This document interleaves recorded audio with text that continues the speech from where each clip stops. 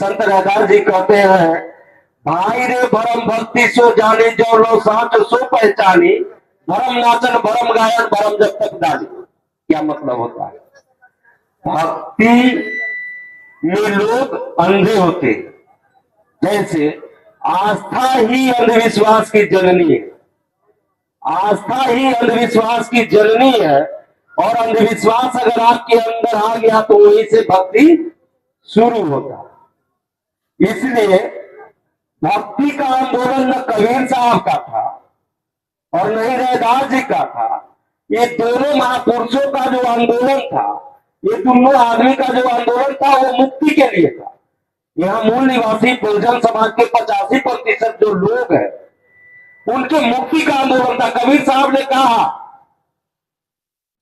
साधु भया तो क्या भया, माला पहरी चार, अब बाहरी भेष बनाया, भीतरी भरी भंगा।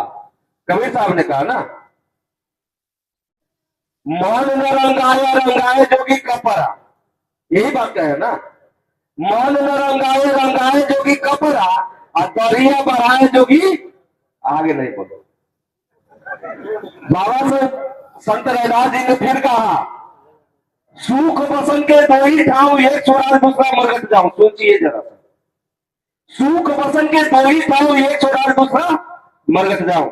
सुख से बसने का मात्र तुम्हारा दो ही ठिकाना, एक स्वराज मतलब अपना राज, और दूसरा संसार घाट। सुख बसन के दो ही ठाव, एक स्वराज दूसरा मरगट जाऊं। रैदास जी ने कहा, सबके लिए कहा, हमरे जैसे आपके जैसे उनके जैसे उनके जैसे सब लोगों के लिए कहा। ऐसा चाहूं राज में जहां मिले सबन को अंग, और छोट बड़ सब संबस है, रैदास रहे परसन। उनका भक्ति का मार्ग नहीं था।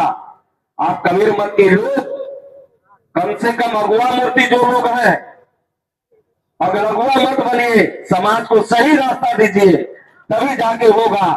एक बात जान लीजिए, हमारे गौतम बुद्ध ने कहा, अप दीपो भवा, यानी अपना दीपक स्वयं बनो।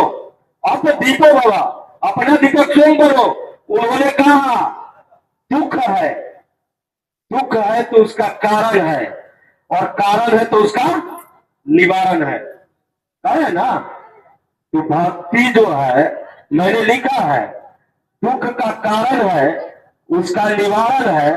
तो कारण का इलाज है तभी तो निवारण है ना, और वो आपका भक्ति इलाज नहीं है। बाबा साहब ने कहा, जैसे हमारे मुखिया जी ने भी कहा, शिक्षित बनो, शिक्षित बनो। तो शिक्षित हम लोग हो भी गए,